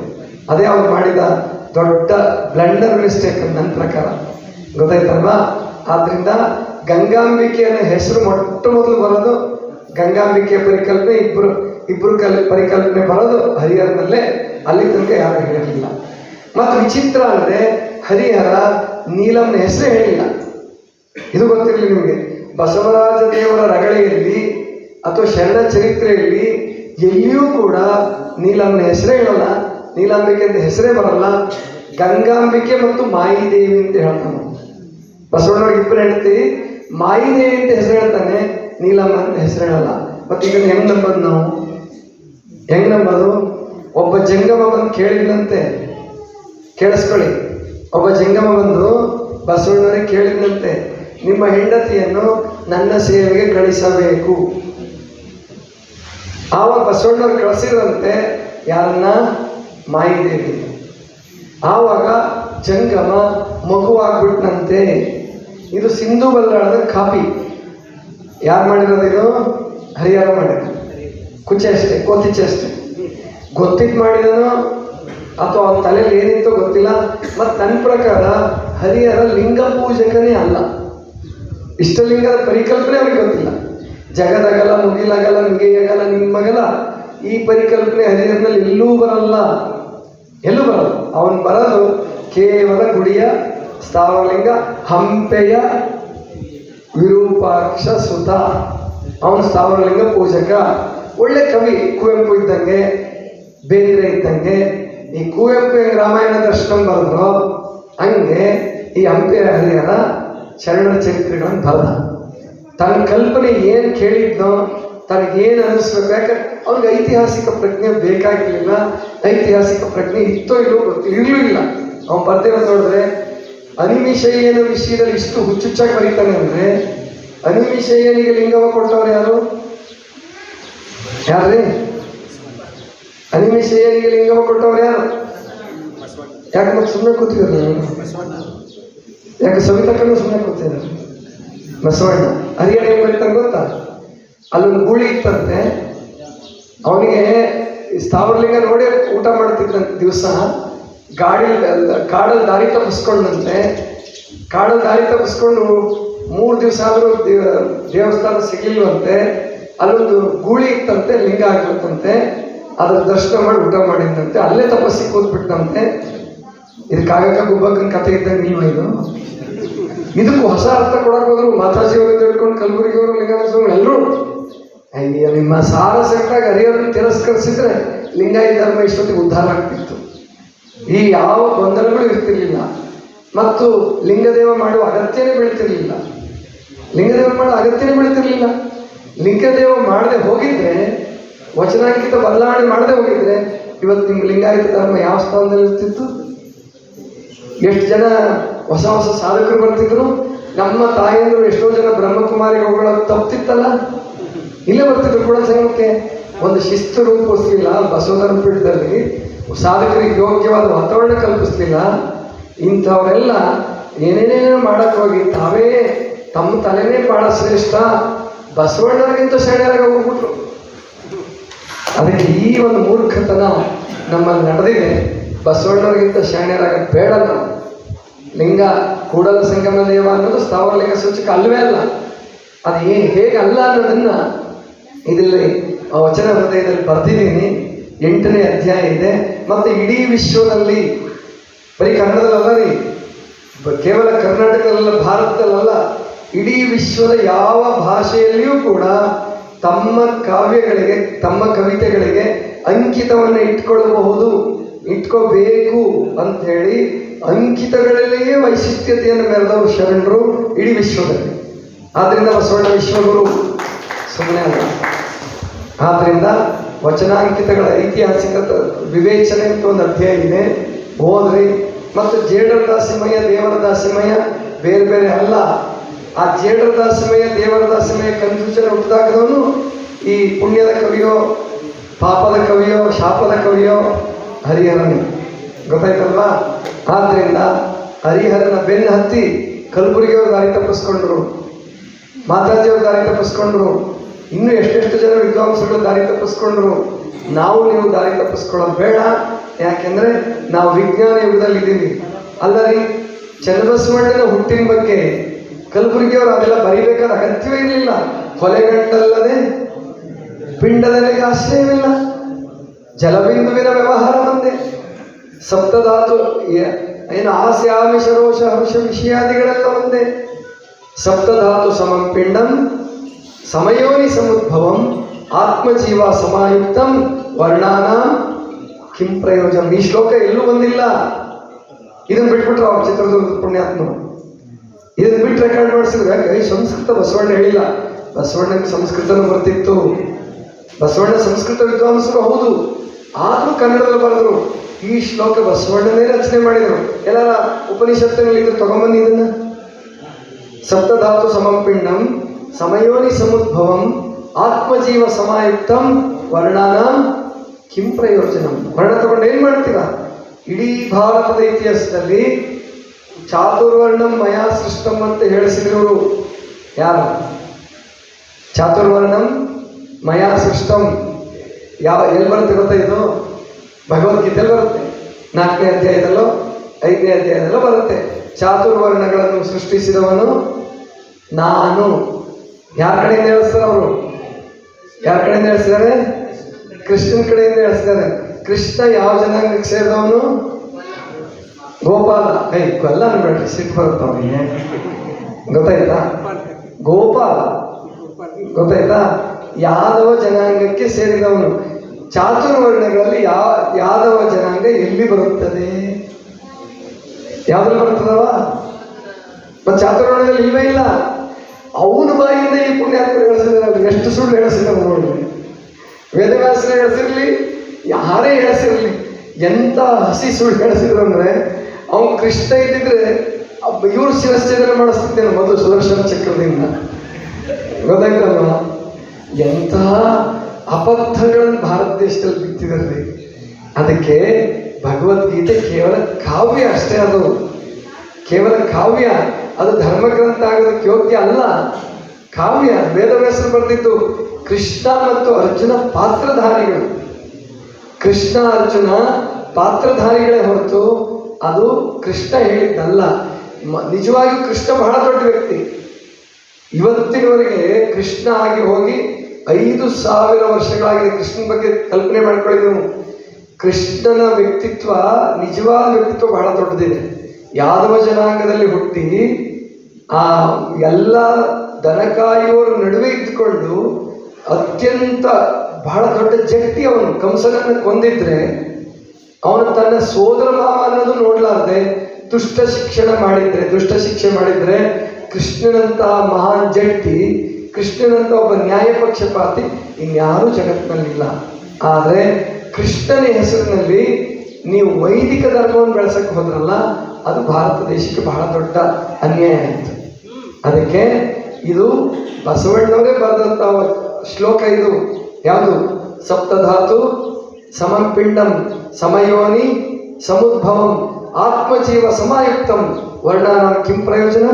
ಹರಿಹರ ಹೇಳಿ, ರಾಘವಾಂಕ ಹೇಳಿ, ಭೀಮಕವಿ ಹೇಳಿ, ಯಾವ ಅಪ್ಪನೇ ಹೇಳಿ, ನೀವು ಯಾಕ್ರಪ್ಪ ಅವ್ರು ಬೆನ್ನತ್ತಿದ್ರಿ? ಯಾಕೆ ಬೆನ್ನತ್ತಿದ್ರಿ? ಈ ಶ್ಲೋಕ ಎಲ್ಲೋಗಿತ್ತು? ನಿಮ್ಗೆ ಅರ್ಥ ಆಗಲಿಲ್ಲ. ಹೊಲೆಗಂಡಲ್ಲದೆ ಪಿಂಡದಲ್ಲಿಗೆ ಆಶ್ರಯವಿಲ್ಲ. ಗಂಡು ಹೆಣ್ಣು ಅಲ್ಲದೆ ಕರ್ಣದಲ್ಲಿ ಜನಿಸಿದವರುಂಟೆ ಜಗದೊಳಗೆ ಅಂತ ಬಸವಣ್ಣವರು ಕೇಳಿದ್ರು. ಕಿವ್ಯಾಗ ಹುಟ್ಟಿದವನಪ್ಪ, ಕರ್ಣನು ಕಿವ್ಯಾಗ ಹುಟ್ಟಿಲ್ಲ. ಕರ್ಣನು ಯೋನಿಯಲ್ಲೇ ಹುಟ್ಟಿರೋದು. ಆದರೆ ಬರೆದ್ರು ಸುಳ್ಳಲ್ವಾ? ಕಿವಿಯಲ್ಲಿ ಹುಟ್ಟಿದ್ರೆ ಸುಳ್ಳಲ್ವಾ ಅದು? ಅಂದ್ರೆ ಅದಕ್ಕೆ ಈ ಸುಳ್ಳುಗಳನ್ನ ನೀವು ಧರ್ಮಗ್ರಂಥ ಮಾಡಾಕ್ಬಿಟ್ರಲ್ರಿ. ಆಗಬಾರದು, ಎಂದೂ ಆಗಬಾರದು. ಸತ್ಯ ಏನಪ್ಪ ಅಂದರೆ ಎಲ್ಲರೂ ತಾಯಿ ಗರ್ಭದಲ್ಲೇ ಹುಟ್ಟೋದು, ಎಲ್ಲರೂ ಮುಟ್ಟು ತಡದೆ ಹುಟ್ಟೋದು. ಈ ಒಂದು ಅರ್ಥವ ಮಾಡಿಕೊಳ್ಳಾದೆ ಚನ್ನಬಸವಣ್ಣನ ವಿರೂಪಾಕ್ಷ ಪಂಡಿತ ಬೆನ್ನನ್ನು ಹುಟ್ಟಿಸಿದ್ದಾನೆ. ಚನ್ನಬಸವ ಪುರಾಣದಲ್ಲಿ ಬೆನ್ನನ್ನು ಹುಟ್ಟಿದ್ರಲ್ಲ ಚನ್ನಬಸವಣ್ಣ ಅಂತ ಬರ್ದಾನೆ. ಕಕ್ಕಯ್ಯನ ಪ್ರಸಾದದಿಂದ ಹುಟ್ಟಿದ್ರು ಅಂತ ಬರೆದಿದ್ದಾನೆ. ಏನೇನೇನೋ ಅಬದ್ಧಗಳನ್ನು ಬರೆದಿದ್ದಾರೆ, ಅದನ್ನು ಬಿಟ್ಟುಬಿಡೋಣ. ಅದಕ್ಕೆ ಈ ಸಾರಿ ಶ್ರಾವಣ ಮಾಸದಲ್ಲಿ ಮುರುಘಾ ಮಠದಲ್ಲಿ ಹೆಚ್ಚು ಹೆಚ್ಚು ಜನರನ್ನು ಸೇರಿಸಿದ್ರಲ್ಲ. ನಾನೇ ಒಂದು ತಿಂಗಳು ಅಪ್ಪ ಅವ್ರು ಕೇಳಿದ್ರು. ಆ್ಯಕ್ಚುಲಿ ಬೇರೆ ಬೇರೆ ಬೀದರ್ ಕಡೆ ಆ ಭಾಗದಲ್ಲಿ ಈ ಭಾಗದಲ್ಲಿ ಅಂದ್ಕೊಂಡಿದ್ದೆ ನಾನು. ಮುರುಘಾ ಮಠದ ಅಪ್ಪಳು ಯುಗಾದಿಲೇ ಕೇಳಿದ್ರು, ಇಲ್ಲ ಈ ಸಾರಿ ಮುರುಘಾ ಮಠಕ್ಕೆ ನೀವೇ ಬರಬೇಕು ಅಂತ ಹೇಳಿ ಒಂದು ತಿಂಗಳು ಸಮಯನೂ ಕೊಟ್ಟಿದ್ರು. ವಿಚಾರ ಮಾಡಿ ಹೇಳಿ ಅಂತ ಹೇಳಿ ಈಗ ಫೈನಲ್ ಮಾಡಿದ್ದೀನಿ. ಒಂದು ತಿಂಗಳು ಮುರುಘಾ ಮಠದಲ್ಲಿ ಪ್ರವಚನ ಇರುತ್ತೆ. ವಚನಾಧಾರಿತ ಶರಣ ಚಾರಿತ್ರ, ಶರಣ ಚರಿತ್ರೆ ಅಲ್ಲ, ಶರಣ ಚಾರಿತ್ರ. ಆದ್ದರಿಂದ ಅಂತಹ ಚರಿತ್ರೆಗಳನ್ನು ಅಂದರೆ ಸಿದ್ದಯ್ಯ ಪುರಾಣಿಕರಿಂದ ಹಿಡ್ಕೊಂಡು ಶರಣ ಚರಿತಾಮೃತವನ್ನು ತುಂಬ ಚೆನ್ನಾಗಿ ಬರೆದಿದ್ದಾರೆ ಸಿದ್ದಯ್ಯ ಪುರಾಣಿಕರು. ಅಲ್ಲೂ ಕೂಡ ಅವರು ವಚನಾಧಾರಿತ, ಕಲಬುರಗಿಗಿಂತ ಹೆಚ್ಚು ವಚನ ಆಧಾರವಾಗಿ ಇಟ್ಕೊಂಡಿದ್ದಾರೆ. 50-60 ವರ್ಷದಿಂದನೇ 70 ವರ್ಷದಿಂದ ತುಂಬ ಚೆನ್ನಾಗಿ ಬರೆದಿದ್ದಾರೆ. ಆದರೂ ಕೂಡ ಅವರು ಕವಿಗಳ ಬೆನ್ನತ್ತಿ ಕೆಲವು ಕಡೆ ದಾರಿ ತಪ್ಪಿಸ್ಕೊಂಡ್ರು. ಪಾಪ ಅವಾಗ ಅಷ್ಟೇ ಗೊತ್ತಿತ್ತು. ಆವಾಗ ವಚನ ಸಾಹಿತ್ಯ ಹೆಚ್ಚು ಸಂಶೋಧನೆ ಆಗಿರಲಿಲ್ಲ. ಇವಾಗ ಸಾಕಷ್ಟು ವಿಷಯಗಳು ಗೊತ್ತಾಗಿದೆ, ಹೊಸ ಹೊಸ ಪರಿಕಲ್ಪನೆಗಳು ಗೊತ್ತಾಗಿದೆ, ವಿಜ್ಞಾನ ಗೊತ್ತಾಗಿದೆ. ಆದ್ದರಿಂದ ಹೊಸ ರೂಪದಲ್ಲಿ ನಾವು ಭಕ್ತಿ ಆಧಾರಿತವಾಗಿ ಇದನ್ನು ಅರ್ಥ ಮಾಡ್ಕೊಳ್ಳಿ. ಭಕ್ತಿ ಕಳ್ಕೊಂಡು ಶರಣ ಚರಿತ್ರೆ ಬರೆಯಕ್ಕೆ ಹೋಗ್ಬೇಡಿ, ಭಕ್ತಿಯೇ ಪ್ರಧಾನ ಅಲ್ಲಿ. ಅದಕ್ಕೆ ಮೊನ್ನೆ ಹೇಳ್ತಾ ಇದ್ರು, ಬಸವಣ್ಣನವ್ರನ್ನ ಏಕವಚನದಲ್ಲಿ ಬಳಸಬಾರ್ದು. ಬಸವಣ್ಣ ಅವನು ಇವನು ಅನ್ನೋ ಕಾಲ ಹೋಯ್ತದು, ಗೊತ್ತಾಯ್ತಲ್ಲ. ಕಲಬುರಗಿ ಜೊತೆಗೆ ಕಳಿಸ್ಬಿಡಿ ಅದನ್ನ, ಗೊತ್ತಾಯ್ತಾ. ಇನ್ಮೇಲೆ ಅಪ್ಪ ಬಸವಣ್ಣ, ಬಸವ ತಂದೆ, ಬಸವಣ್ಣನವರು. ಯಾಕೆ ನಾವಲ್ಲ ರೀ, ಸಿದ್ದರಾಮೇಶ್ವರರೇ ಹೇಳ್ತಾರೆ. ಯಮ್ಮಪ್ಪ ಬಸವಣ್ಣ, ಸಿದ್ದರಾಮೇಶ್ವರರು ಬಸವಣ್ಣನವರು ಸಮಕಾಲೀನ ವಯಸ್ಸಲ್ಲಿ, ಅಲ್ಲಮ ಪ್ರಭುಗಳು ಬಸವಣ್ಣನಿಗಿಂತ ಹಿರಿಯರ ವಯಸ್ಸಿನಲ್ಲಿ, ಗೊತ್ತಾಯ್ತಲ್ವ. ಆದ್ರೆ ಮಾದಾರ ಚೆನ್ನಯ್ಯ ಹೊರಕಕ್ಕೆ ಬಸವಣ್ಣನಿಗಿಂತ ಚಿಕ್ಕವರೇ, ಅದು ನಿಮಗೆ ಗೊತ್ತಿರಲಿ. ಮಾದಾರ ಚೆನ್ನಯ್ಯ ಹರಿಹರ ಅಲ್ಲೂ ಕೆಡಿಸಿಟ್ಟಿದ್ದಾನೆ. ಆದ್ದರಿಂದ ಮಾದಾರ ಚೆನ್ನಯ್ಯನವರು ಅವರ ಅಂಕಿತ ನೋಡಿದ್ರೆ ಗೊತ್ತಾಗುತ್ತೆ. ಅವರು ಅನುಭವ ಮಂಟಪಕ್ಕೆ ತಡವಾಗಿ ಬಂದವರು. ಸ್ಥಾವರಲಿಂಗ ಸೂಚಕ ಇಟ್ಕೊಂಡಿಲ್ಲ ಅವರು. ಕೈಯುಳಿ ಕತ್ತಿ ಅಡಿಗುಂಟ ಕಡಿಯಾಗಬೇಡ ಅರಿ ನಿಜಾತ್ಮ ರಾಮ ರಾಮನ. ರಾಮ ಅಂತ ಬಳಸಿದಾರಲ್ರಿ, ಶಿವನ ಬಳಸೇ ಇಲ್ಲ ಅವರು. ಎಲ್ಲ ಅಂಬಲಿ ಉಳಿಸಕ್ಕೆ ಹೋಗ್ತಾರ ಅವರು, ಗೊತ್ತಾಯ್ತಲ್ಲ. ಆದ್ರಿಂದ ಅದೇನು ಕಲಿಕಾಲ ಚೋಳ ಆನೆ ಮೇಲೆ ಅಂಬಾರಿ ಮೇಲೆ ಮೆರೆಸ್ದ. ಮತ್ತಿಬ್ಬರು ಮಾದಾರ ಚೆನ್ನಯ್ಯಗಳನ್ನು ಕಲ್ಪಿಸಿದ್ರು ವಿದ್ವಾಂಸರು. ಅವನೊಬ್ಬ ಮಾದಾರ ಚೆನ್ನಯ್ಯ ಬೇರೆ, ಇವನೊಬ್ಬ. ಒಬ್ಬ ಮಾದಾರ ಚೆನ್ನಯ್ಯ ಆಗಕ್ಕೆ ಕಲ್ಯಾಣ ಕ್ರಾಂತಿ ಆಯ್ತು. ಇಬ್ಬರನ್ನೆಲ್ಲಿ ತರ್ತೀರ? ಅದಕ್ಕೆ ಹರಿಹರನ ಬೆನ್ನು ಯಾರು ಹತ್ತಬೇಡಿ, ವಚನ ಸಾಹಿತ್ಯವನ್ನು ಓದಿ ಅರ್ಥ ಮಾಡ್ಕೊಳ್ಳಿ ಅಂತ ತಿಳ್ಕೊಂಡು ಹೇಳ್ತಾ ವಚನ ಹೃದಯವನ್ನು ಮುದ್ರಿಸೋಣ. ಎರಡನೇ ಭಾಗ ಅದು ಬರೆಯೋದು ಇನ್ನೊಂದು ವರ್ಷ ಬೇಕಾಗುತ್ತೆ ನನಗೆ. ಒಂದನೇ ಭಾಗನೇ ಒಂದನೇ ಮುದ್ರಣ ಮುಗಿದೋಗಿದೆ, ಅದನ್ನು ಮುದ್ರಿಸೋಣ. ಅದಕ್ಕೆ ದಾಸೋಹಿಗಳು ಯಾರಾದರೂ ಮುಂದೆ ಬಂದರೆ ಬಹಳ ಸಂತೋಷ. ಯಾಕಂದರೆ ನಮ್ಮ ಮಟ್ಟದಲ್ಲಿ ಕೋಟಿಗಟ್ಟಲೆ ಇಲ್ಲ ಮುದ್ರಿಸೋಕ್ಕೆ. ನಮ್ಮದು ಹೆಂಗಪ್ಪ ಲೆಕ್ಕ ಅಂದರೆ ಕೂಲಿಕಾರಿದ್ದಂಗೆ. ನಾವು ಇವತ್ತು ದುಡಿಯೋದು, ಇವತ್ತು ಉಣ್ಣೋದು, ಈ ತಿಂಗಳು ದುಡಿಯೋದು, ಈ ತಿಂಗಳು ಖರ್ಚು ಮಾಡೋಣ, ಗೊತ್ತಾಯ್ತಲ್ವ. ಹಾಗೆ ಅದಕ್ಕೆ ದಾಸೋಹಿಗಳು ಸಿಕ್ಕಿದ್ರು. ಅದಕ್ಕೆ ನಮ್ಮ ಅನ್ನಪೂರ್ಣಕ್ಕನಿಂದ ಹಿಡ್ಕೊಂಡು ಎಲ್ಲ ಪೂರ್ಣ ದಾಸೋಹಿಗಳೇ ಸಿಕ್ಕಿದ್ರು. ಅದಕ್ಕೆ 1,500 ಗ್ರಂಥಗಳನ್ನು ನಾವು ಎಲ್ಲರಿಗೂ ಹಾಗೆ ಕೊಡೋದಕ್ಕೆ ಸಾಧ್ಯ ಆಯಿತು. ಅದಕ್ಕೆ ಇನ್ನೂ ಯಾರಾದರೂ ನೀವು ದಾಸೋಹಿಗಳು ಬಂದರೆ ಅದನ್ನು ಹಾಗೆ ಕೊಡೋಣ.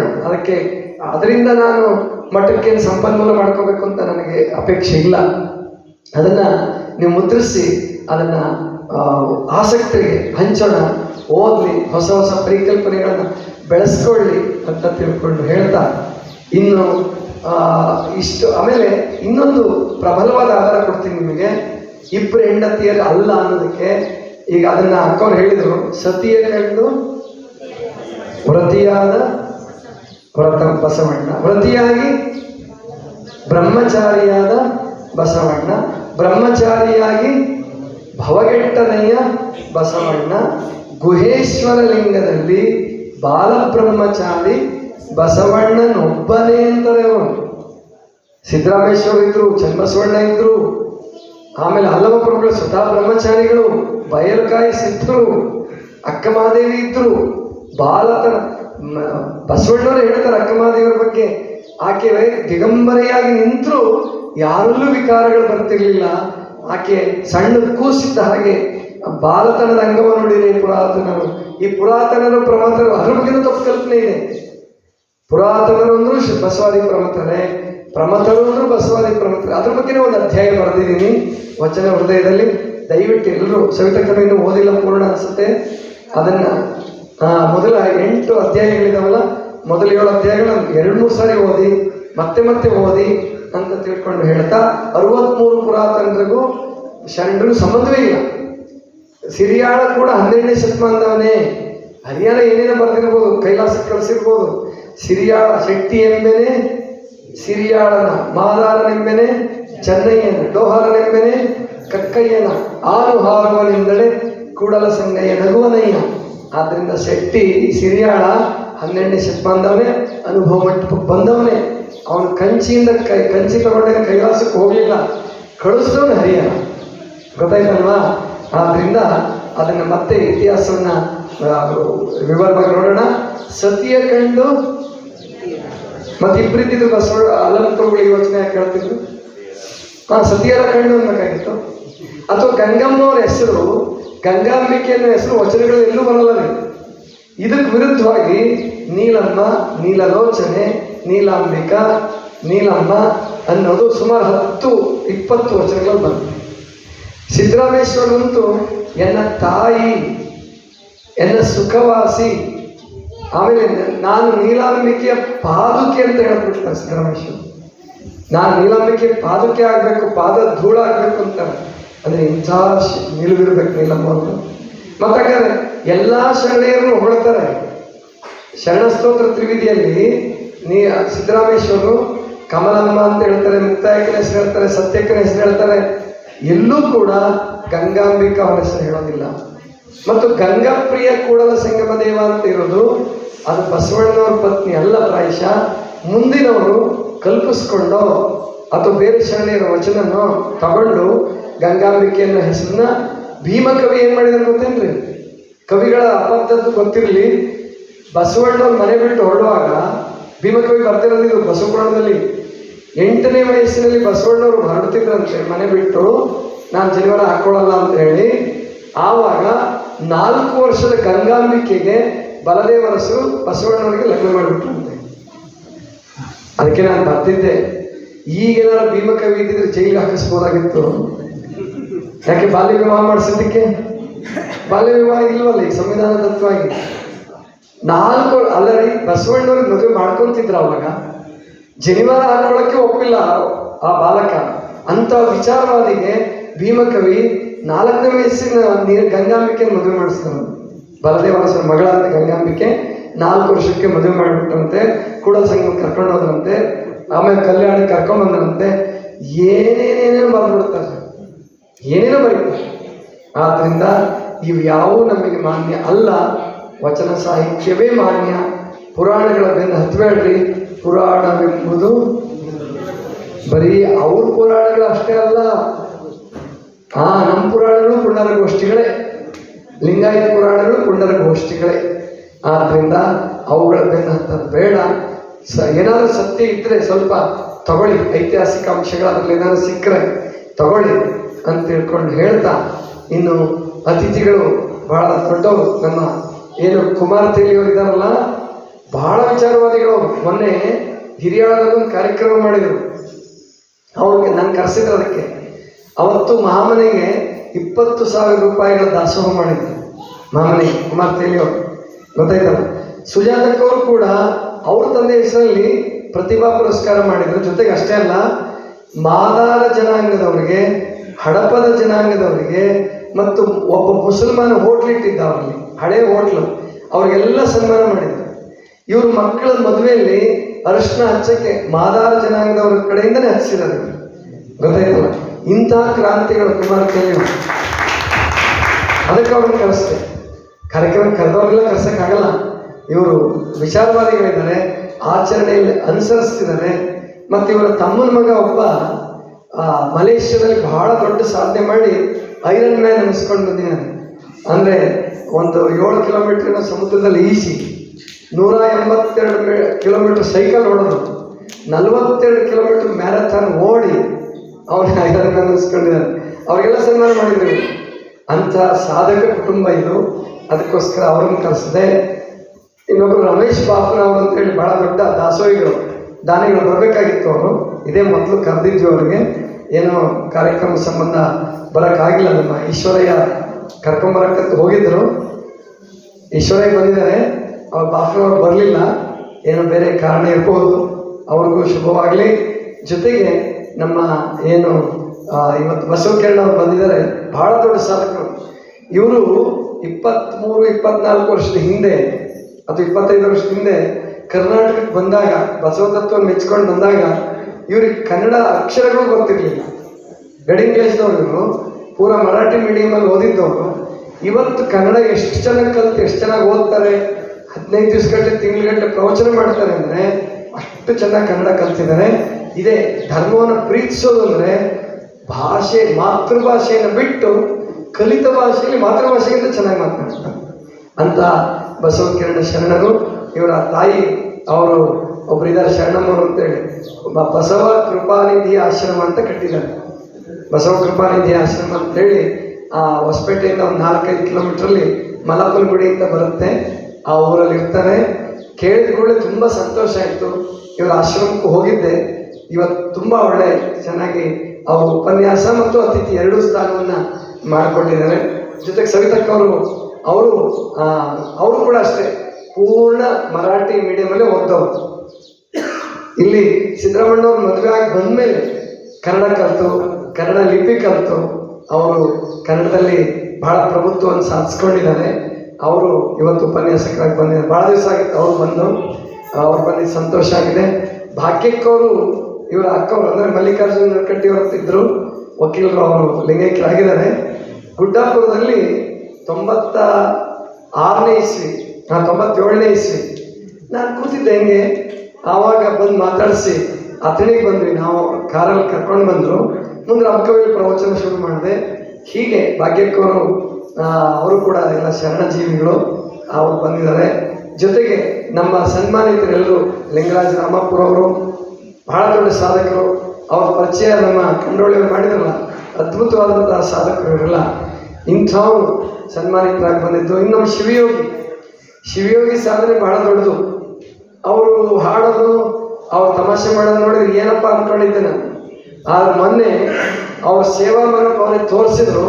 ಉಳುವೆಯಲ್ಲಿ 5 ವಾರಗಳ ಕಾಲ ಸುಮಾರು 200 kg ಪ್ಲಾಸ್ಟಿಕ್, 200 kg ಅಂದರೆ ಒಂದು 150 ಚೀಲ, 250-300 kg ಪ್ಲಾಸ್ಟಿಕ್ ಆರಿಸಿದ್ದಾರೆ 5 ವಾರಗಳು. ಅದಕ್ಕೆ ಕ್ಯಾಪ್ಟನ್ ಯಾರಪ್ಪ ಅಂದರೆ ಶಿವಯೋಗಿ, ಗೊತ್ತಾಯ್ತಲ್ಲ. ಅದಕ್ಕೆ ಬೇರೆ ಬೇರೆಯವರು 5 ವಾರ ಬೇರೆ ನಮ್ಮ ಗಟ್ಟಿಗಣ್ಣವರು ಹೋಗಿದ್ದಾರೆ, ನಾಗನಗೌಡರು ಗಟ್ಟಿಗಣ್ಣವರು 1 ವಾರ ಹೋಗಿದ್ದಾರೆ. ಅದಕ್ಕೆ ಅದೊಂದು ಅಭಿಯಾನ ಮಾಡ್ತಾ ಇದ್ದೀವಿ. ನೀವು ನಿಮ್ಮ ಕೈಲಾದದ್ದು ಕೂಡಿಸ್ರಿ, ನಮಗೊಂದು ಗಾಡಿ ಕೊಡಿ ಯಾರಾದರೂ. ಅಂದರೆ ಕಾಯಮ್ಮಾಗಿ ಒಂದು 407 ಬೇಕು. ನಮ್ಮ ಕ್ಲಾಸಿಕ್ದವರು ಒಂದು ಲಗೇಜ್ ಗಾಡಿ ಕಳಿಸ್ಕೊಡ್ತಾರೆ. ಈ ವಾರ ಹೋಗೋಕ್ಕಾಗಲಿಲ್ಲ, ಮಳೆನೂ ಇತ್ತು. ಜೊತೆಗೆ ಆ ಗಾಡಿಯನ್ನು ವಾಹನವನ್ನು ಸರ್ವಿಸಿಗೆ ಬಿಟ್ಟಿದ್ರು ಅವರು. ಜೊತೆಗೆ ಅವ್ರಿಗೆ ಕಳ್ಸೋಕ್ಕೆ ಕಷ್ಟನೂ ಪಾಪ, ಯಾಕಂದರೆ ಹಾಸ್ಟೆಲ್ ಶುರುವಾಯಿತು, ಕ್ಲಾಸಸ್ ಶುರುವಾದವು. ಅದಕ್ಕೆ ಕ್ಲಾಸಿಕ್ದವ್ರಿಗೆ ಕಳಿಸೋದು ಕಷ್ಟ ಆಗುತ್ತೆ. ಈ ವಾರ ಮುಂದಿನ ವಾರ ನಮ್ಮ ಮಾರುತಿ ಇಂಡಸ್ಟ್ರಿಯವ್ರಿಗೆ ಕಳಿಸ್ತೀವಿ ಅಂತಂದಿದ್ದಾರೆ. ಒಳ್ಳೆ ಗಾಡಿ ಕಳಿಸ್ತೀನಿ ನಾನು, ಮೇಲೆ ತಗಡು ಹಾಕಿ ಮಳೆ ಇದ್ದರೂ ಕೆಲಸ ಮಾಡ್ಕೊಂಡು ಬರ್ಬೋದು ಅಂಥದ್ದನ್ನು ಕಳಿಸ್ತೀನಿ ಅಂತ ಹೇಳಿದ್ದಾರೆ. ಅದಕ್ಕೆ ನಾವು ಸಿದ್ದರಾಮಣ್ಣವರು ಕೇಳ್ಬೇಕು ಅಂದ್ಕೊಂಡಿದ್ದೆ, ಅವ್ರಿಗಿನ್ನೂ ಹೇಳಿಲ್ಲ. ಸವಿತಕ್ಕವರು, ಸಿದ್ದರಾಮಣ್ಣವರು ಎಲ್ಲರೂ ಕೂಡಿ ಇದರಲ್ಲಿ ಯಾವ ಥರ ಪಾಲ್ಗೊಳ್ಬೇಕು. ಮೊದಲು ನಾವು ಉಳುವೆಯನ್ನು ಸ್ವಚ್ಛ ಮಾಡೋಣ, ಉಳುವೆ ಕಾಡು ಸ್ವಚ್ಛ ಮಾಡೋಣ. ಯಾಕಂದರೆ ಈಗ ನಮ್ಮ ರೈತರಲ್ಲಿ ಎಂಥ ಹುಮ್ಮಸ್ಸು ಬಂದಿದೆ ಅಂದರೆ ಎಲ್ಲವರು ನಾವು ಹೋಗ್ತೀವಿ. ಯಾಕೆ? ಉಳುವೆ ಇದ್ರೆ ಭಕ್ತಿ. ಅದೇ ಅವ್ರಲ್ಲಿ ಪ್ಲಾಸ್ಟಿಕ್ ತೆಗೆದು ಬರೋದು ಬರಲ್ಲ, ಗೊತ್ತಾಯ್ತಲ್ವ? ಅವ್ರಲ್ಲಿ ತೆಗೆದು ಬರೋದು ಬರಲ್ಲ. ಉಳುವಿಗೆ ಹೋಗೋಣ, ನಡೆ ಬರ್ತೀವಿ ಅಂತ. ಪರವಾಗಿಲ್ಲ, ಅದನ್ನೇ ಬಳಸ್ಕೊಳ್ಳೋಣ ನಾವು. ಸುಮ್ಮನೆ ಬೈಯೋದಕ್ಕಿಂತ ನಿಮ್ಮೂರಲ್ಲಿ ತೆಗಿಲೋರು ಎಂಥ ಮೂರು ಇದ್ರು ಒಂದು ಬೈಯೋದು ಬೇಡ. ಬರಪ್ಪ ಉಳುವಿಗೆ ಹೋಗೋಣ. ಉಳುವಿಗೆ ತೆಗೆದು ರೂಢಿ ಆದರೆ ಅವ್ರಲ್ಲಿ ತೆಗಿತಾರ, ಗೊತ್ತಾಯ್ತಲ್ವ? ಮೊದಲು ಕಲಿಸ್ಕೊಡ್ಬೇಕು, ಈ ಜಾಣತನ ಮಾಡ್ಬೇಕು ನಾವು. ಉಳುವಿಗೆ ತೆಗೆದ್ರೆ ಅವರಲ್ಲಿ ಅವ್ರಿಗೆ ಹೊಟ್ಟೆ ಉರಿದೇ ಉರಿಯುತ್ತೆ. ಇವು ಇಷ್ಟೊಂದು ಬಾಟ್ಲಿದಾವಲ್ಲ, ಬಿದ್ದು ಒದ್ದಾಡ್ತಿದಾವಲ್ಲ ಅಂತ ಅನಿಸುತ್ತೆ. ಅದಕ್ಕೆ ಕಣಿವನ್ನಪುರದವ್ರು ರೆಡಿ ಆಗಿದ್ದಾರೆ ಮುಂದಿನ ಸಾರಿ ಹೋಗೋಕ್ಕೆ, ಸತ್ತೂರವ್ರು ರೆಡಿ ಆಗ್ತಿದ್ದಾರೆ. ಹೀಗೆ ಪ್ರತಿ ಊರವ್ರು, ಮನ್ಗುಂಡಿಯವರು, ಮನ್ಸೂರವ್ರು, ಬೆಳಿಗಟ್ಟಿಯವರು ಎಲ್ಲರೂ ತಯಾರಾಗ್ತಾರೆ ಉಳುವಿಗೆ. ಅಂದರೆ ಆ ಉಳುವಿ ಭಕ್ತಿಯನ್ನು ಬಳಸ್ಕೊಂಡು ಆ ಉಳುವಿ ಮತ್ತು ಉಳುವಿ ಕಾಡು, ಶಿವಪುರ, ಕಿನ್ನರಿ ಬೊಮ್ಮೈನ ಹೊಳೆ, ಸಿಂತೇರಿ ರಾಕು ಮತ್ತು ಮೃತ್ಯುಂಜಯ ಮಠ, ದಾಂಡೇಲಿದು ಹಳಿಯಾಳ ತನಕ ಸ್ವಚ್ಛ ಮಾಡ್ಕೊಂತ ಬರೋಣ. ಸ್ವಚ್ಛ ಮಾಡ್ಕೊಂತ ಬಂದರೆ ಆ ಕಾಡಲ್ಲಿ ಮಳೆ ನೀರು ಚೆನ್ನಾಗಿ ಹಿಂಗುತ್ತೆ. ಆದ್ದರಿಂದ ಸ್ವಚ್ಛತಾ ಅಭಿಯಾನವನ್ನು ಇಟ್ಕೊಳ್ಳೋಣ. ಆ ನೆಪದಲ್ಲಿ ನಾವು ಶರಣರು ಸ್ವಚ್ಛತೆಗೂ ಗಮನ ಕೊಟ್ಟಿದ್ದಾರೆ, ಕ್ಲೀನ್ಲಿನೆಸ್ಗೂ. ಅವತ್ತಿನ ಕಾಲದಲ್ಲಿ ಇಷ್ಟು ದೊಡ್ಡ ಕಲ್ಯಾಣ ಕಟ್ಟಬೇಕಾದ್ರೆ ಸ್ವಚ್ಛತಾ ಪ್ರಜ್ಞೆಯು ಸತ್ಯಕ್ಕೆ ಮತ್ತು ಕಸಗುಡಿ ಸತ್ಯಕ್ಕಲ್ವ. ಲತೆಯ ಸೋಮ ಅವನು ಕೂಡ ಸ್ವಚ್ಛತಾ ಕೆಲಸದಲ್ಲೇ ಇರ್ತಕ್ಕಂಥವ್ನು. ಆ ಲದ್ದೇನು ಊರು ಅಂತ ಇವಾಗ ಹೇಳ್ತಾರೆ, ಊರು ಮಾಡಿರ್ಬೋದು, ಆದರೆ ಅವರೆಲ್ಲ ಕ್ಲೀನಿಂಗ್ ಶರಣರವರೆಲ್ಲ. ಆದ್ದರಿಂದ ಸ್ವಚ್ಛತೆ ಕಡೆಗೆ ನಾವು ಗಮನ ಹರಿಸೋಣ. ಪ್ರತಿ ಶನಿವಾರ 3 ಗಂಟೆಗೆ ಹೋಗೋದು, ಇಲ್ಲಿಂದ ಅಲ್ಲಿ ಹೋಗಿ ಉಳ್ಕೊಳ್ಳೋದು, ಚನ್ನಬಸವಣ್ಣವ್ರ ದರ್ಶನ ಮಾಡ್ಕೊಳ್ಳೋದು, ಉಳ್ಕೊಂಡು ಬೆಳಿಗ್ಗೆ 5:30ಗೆ ಕೆಲಸ ಶುರು ಮಾಡೋದು. ಆಮೇಲೆ 3 ಗಂಟೆ ಹೊತ್ತಿಗೆ ಎಲ್ಲ ಮುಗಿಸ್ಕೊಂಡು, ಅಥವಾ ಮಧ್ಯಾಹ್ನ ಪ್ರಸಾದ ಹೊತ್ತಿಗೆಲ್ಲ ಮುಗಿಸ್ಕೊಂಡು ಪ್ರಸಾದ ಮಾಡ್ಕೊಂಡು ಈ ಕಡೆ ಬಂದ್ಬಿಡಿ. ಹೀಗೆ ಒಂದು ಟೈಮ್ ಟೇಬಲ್ ಹಾಕಿದ್ದೀವಿ. ನಮ್ಮ ಶಿವಯೋಗಿಯವರು 5 ವಾರ ಹೋಗಿದ್ದಾರೆ, ಮತ್ತು ಇನ್ನೂ ಹೋಗ್ತೀನಿ. ಶನಿವಾರ ಭಾನುವಾರ ಕೊಟ್ಟರೆ ನಾನು ಪ್ರತಿ ವಾರ ಹೋಗ್ತೀನಿ ಅಂತ ಹೇಳಿ ಈ ವಾರ ಅವರು ಮದುವೆಗೆ ಹೋಗಿದ್ರು. ಇಲ್ಲೇ ಹೋಗಿದ್ರೆ ಕಳಿಸ್ತಿದ್ದೆ ಹೆಂಗಾದ್ರು ಮಾಡಿ. ಅವರು ಎರ್ನಾಳದಾಗಿದ್ದರು, ತುಂಬ ದೂರ ಇದ್ದರು. ಬರ್ತೀನಿ ಅಂದ್ರೆ ಹಂಗಾದ್ರು ಬೇಡ, ಅವಸರ ಮಾಡಬೇಡಿ, ಮದುವೆಯಲ್ಲಿ ಕಾಲ ಕಳೀರಿ, ಮುಂದಿನ ವಾರದಿಂದ ಇನ್ನೂ ಖುಷಿಯೆಲ್ಲ ಹೋಗೋರಂತೆ ಅಂತ ಹೇಳಿ ಬಿಡಿಸ್ದೆ. ಅದಕ್ಕೆ ಪ್ರತಿ ವಾರ ಕೈ ಕೂಡಿಸ್ರಿ. ನನ್ನ ಫೋನ್ ನಂಬರ್ ಅಂತೂ ನಿಮ್ಮ ಹತ್ರ ಇದ್ದೇ ಇದೆ. ತನು ಮನ ಧನ ವಾಹನ, ಯಾವ ರೂಪದಲ್ಲಿ ನೀವು ಹೆಲ್ಪ್ ಮಾಡ್ತೀರಾ, ಯಾವ ರೂಪದಲ್ಲಿ ತೊಡಗಿಸ್ತೀರಾ. ಆಮೇಲೆ ಇನ್ನೊಂದು ವಿಷಯ ಹೇಳ್ತೀನಿ. ಒಂದು ಪರಿಕಲ್ಪನೆ ಬಂದಿದೆ, ಸತ್ಯಕ್ಕ ಸ್ವಚ್ಛತಾ ಫೌಂಡೇಶನ್ ಅಥವಾ ಸತ್ಯಕ್ಕ ಸ್ವಚ್ಛತಾ ಮಿಷನ್ ಅಂತ ಮಾಡ್ಕೊಳ್ಳೋಣ. ಸತ್ಯಕ್ಕ ಸ್ವಚ್ಛತಾ ಮಿಷನ್ SSM ಗೊತ್ತಾಯ್ತಲ್ಲ. ಆ ಸತ್ಯಕ್ಕ ಸ್ವಚ್ಛತಾ ಮಿಷನ್ಗೆ ಎಲ್ಲರೂ ಕೈ ಕೊಡಿಸೋದು. ನೀವೆಲ್ಲರೂ ಇರ್ರಿ, ಹಾಸ್ಪಿಟಲ್ಗಾರ ಇರ್ರಿ, ಕೊಪ್ಪಳದಾಗಾರ ಇರ್ರಿ, ಧಾರವಾಡದಾಗಾರ ಇರ್ರಿ, ನಿಮ್ಮೂರಲ್ಲಿ ಎಲ್ಲರೂ ಇರ್ರಿ. SSM ಅಲ್ಲಲ್ಲೇ ಮಾಡ್ಕೊಳ್ಳಿ. ನಿಮ್ಮ ಊರಲ್ಲೇ ಸತ್ಯಕ್ಕ ಸ್ವಚ್ಛತಾ ಮಿಷನ್ ಮಾಡಿಕೊಂಡು ಈ ಕೆಲಸ ಪ್ರಾರಂಭ ಮಾಡೋಣ ಅಂತ ಸತ್ಯಕ್ಕವರ ಹೆಸರಲ್ಲಿ ಮಾಡಿದ್ರೆ ಅದು 12ನೇ ಶತಮಾನದ ಸತ್ಯಕ್ಕಗಳು. ಮತ್ತು ಈಗ ಭಾಳ ಸತ್ಯಕ್ಕಗಳಾಗ್ಯಾವ ಗೊತ್ತಾಯ್ತಲ್ಲ. ಅದಕ್ಕೆ 12ನೇ ಶತಮಾನದ ಸತ್ಯಕ್ಕ ಸ್ವಚ್ಛತಾ ಮಿಷನ್ ಎಲ್ಲರೂ ಸೇರಿ ಮಾಡೋಣ. ಅದಕ್ಕೊಂದು ಮೀಟಿಂಗ್ ಕರೆಯೋಣ ಅಂತ ಅಂದ್ಕೊಂಡಿದ್ದೆ, ಆಗಿಲ್ಲ. ಎಲ್ಲರೂ ಸೇರಿ ಆ ಸ್ವಚ್ಛತಾ ಕೆಲಸವನ್ನು ಮಾಡಿದ್ರೆ cleanliness is next to godliness. ಆದ್ದರಿಂದ ಪರಮಾತ್ಮನಿಗೆ ಸಮೀಪ ಆಗೋಕ್ಕೆ ಲಿಂಗ ಪೂಜೆ ಮರೆತರೂ ಪರವಾಗಿಲ್ಲ, ಲಿಂಗ ಪೂಜೆ ಬಿಟ್ಟರೂ ಪರವಾಗಿಲ್ಲ. ಲಿಂಗ ಕಟ್ಕೊಳ್ಳಿ, ಪೂಜೆ ಮಾಡ್ಕೊಳ್ಳಿ, 5 ನಿಮಿಷನ ಮಾಡ್ಕೊಳ್ಳಿ. ಆದರೆ ಸ್ವಚ್ಛತೆ ಕಡೆಗೆ ಹೆಚ್ಚಿನ ಗಮನವನ್ನು ಹರಿಸೋಣ ಅಂತ ತಿಳ್ಕೊಂಡು ಹೇಳ್ತಾ, ನಮ್ಮ ಶಿವಯೋಗಿ ಸಾವಿತ್ರಕ್ಕ 36ನೇ ವರ್ಷದ ಮೊನ್ನೆ ಆಯ್ತದು. ಮೊನ್ನೆ ಫೋನ್ ಮಾಡಿದ್ರು, ನಿನ್ನೆ ಆ ಕಾರ್ಯಕ್ರಮನೂ ಆಗಿದೆ. ಅವ್ರಿಗವತ್ತು ದಾಸೋಹಿಗಳು ಆಗಿದ್ದಾರೆ ಈ ಕಾರ್ಯಕ್ರಮಕ್ಕೆ. ಅವರಿಗೆ ಶುಭವಾಗಲಿ. ನಮ್ಮ ಮುನ್ವಳ್ಳಿ ರುದ್ರಪ್ಪನವರು, ನೀಲಮ್ಮನವರು, ಅವ್ರಿಗೂ ಕೂಡ 50 ವರ್ಷ ನೋಡ್ರಿ, 50 ವರ್ಷ ಕಂಪ್ಲೀಟ್ ಆಗಿದೆ ಅವರಿಗೆ. ರುದ್ರಪ್ಪನವ್ರಿಗೆ 77, 29 ಕಂಪ್ಲೀಟ್ ಆಗುತ್ತೆ. ಇವತ್ತೇ ಆಚರಿಸ್ಕೊಂಡಿದ್ದಾರೆ. 2 ದಿವಸ ಮುಂಚೆ. ಪರವಾಗಿಲ್ಲ. 77, 78 ವರ್ಷ ಇರ್ಬೇಕು ನಿಮಗೆ. 73. ಓ, ಲಘು ಮಾಡ್ಕೊಂಡ್ಬಿಟ್ರೆ ಹಂಗ 23 ವರ್ಷಕ್ಕೆ 22ಕ್ಕೆ ಲಗ್ನ ಮಾಡ್ಕೊಂಡು ಈಗ ಹಂಗೆ ಮಾಡ್ಕೊಂಡ್ರೆ ನಿಮಗೆ ಜೈಲಿಗೆ ಹಾಕ್ಬೋದು.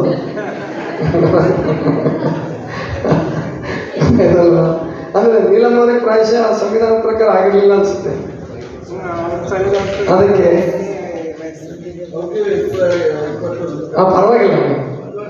ಪರವಾಗಿಲ್ಲ, ಅಡ್ಡಿ ಇಲ್ಲ. ಅಭಿನಂದನೆಗಳು. ಅವರಿಗೆ ದೇವರು ಇನ್ನೂ ಆರೋಗ್ಯ ಆಯುಷ್ಯ ಕೊಟ್ಟು ಕಾಪಾಡಲಿ ಅಂತ ತಿಳ್ಕೊಂಡು ಹಾರೈಸ್ತಾ, ಈ ಕಾರ್ಯಕ್ರಮದಲ್ಲಿ ಭಾಗವಹಿಸಿದ ಎಲ್ಲರಿಗೂ 3 ಗಂಟೆ ಆಯಿತು. ಅದಕ್ಕೆ ಒಬ್ಬೊಬ್ಬರದೇ ಹೆಸರು ತಗೊಳ್ತಾ ಹೋದರೆ 3 ಹೊತ್ತಾಗೋಯ್ತಾಗಲಿ. ಅದಕ್ಕೆ ಸಾಕು. ಮತ್ತು ಮಂಗಳಾರಕ್ಕೂ ಸಮಯ ಇಲ್ಲ.